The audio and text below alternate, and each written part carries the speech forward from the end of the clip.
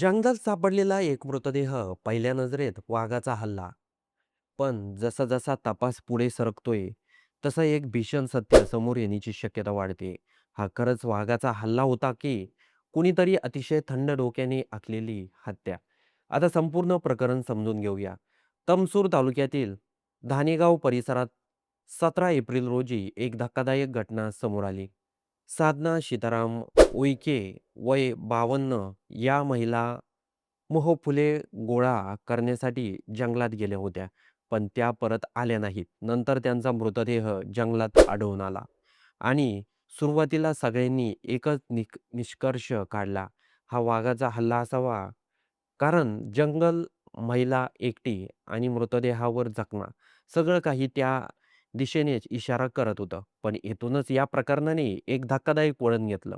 One विभागाने सुरुवातीपासूनच या हल्ल्याबद्दल शंका व्यक्त केली होती आणि जेव्हा शवविच्छेदन अहवाल समोर आला, तेव्हा अनेक मोठे प्रश्न निर्माण झाले.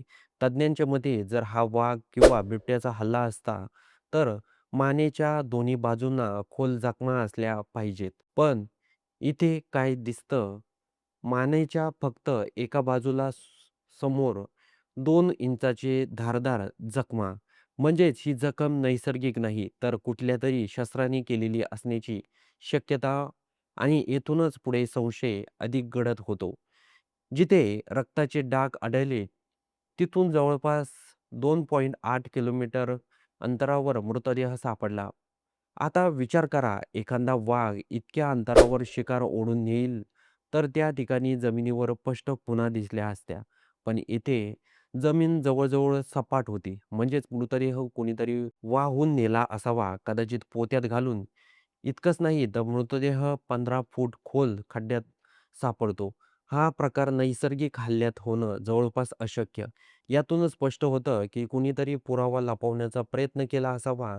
आणखी एक महत्त्वाची बाब म्हणजे मृतदेहाच्या खांद्यापासून कमरेपर्यंत खरचटल्याच्या खुणा आहेत, पण पायावर किंवा टाचेवर कोणतीही जखम नाही. जर वन्य प्राण्याने हल्ला केला असता, तर शरीराच्या अनेक भागांवर जखमा दिसल्या असत्या. पण येथे जखमांचा पॅटर्न वेगळाच काहीतरी सांगतोय. आणि म्हणूनच आता पोलीस आणि वन विभाग दोघांनीही तपास हत्येच्या संशयाकडे वळवला आहे. धानेगाव आणि आसपासच्या परिसरात या घटनेमुळे मोठी खळबळ उडाली आहे. लोकांच्या मनात भीती आहे. पण त्याहून मोठा प्रश्न आहे, जर हा वाघाचा हल्ला नाही, तर मग कोण आहे? तर यामागे कोण कोण आहे? ही हत्या पूर्वनियोजित होती का? कोणाला साधना उईके यांच्याशी वैर होता का? आणि सगळ्यात महत्त्वाचं, वाघाच्या हल्ल्याचा बनाव रचला गेला का? सध्या पोलीस आणि वन विभाग दोघेही या प्रकरणाचा सखोल तपास करत आहे. तांत्रिक पुरावे, घटनास्थळावरील तपशील आणि शवविच्छेदन अहवाल यांच्या आधारे सत्य शोधण्याचा प्रयत्न सुरू आहे. पण हे प्रकरण जितकं उलगडतंय, तितकंच अधिक गुंतागुंतीचं होत चाललं आहे. कारण ही केवळ एक मृत्यूची घटना नाही. ही एक अशी गूढ कथा आहे, जिथे जंगलाच्या शांततेत काहीतरी भयंकर लपलं आहे. आता सगळ्यांचं लक्ष एका गोष्टीकडे आहे. तपासातून खरं सत्य बाहेर येतं का? की हा वाघाचा बनाव अजूनही काही रहस्य दडपून ठेवतो? हे पाहणं महत्त्वाचं ठरणार आहे. तर मंडळी, या घटनेबद्दल आपलं काही मत असेल तर ते कमेंट बॉक्समध्ये नोंदवायला विसरू नका. आणि व्हिडिओ आवडला असेल तर होऊ दे चर्चा चॅनलला सबस्क्राईब देखील नक्की करून जा.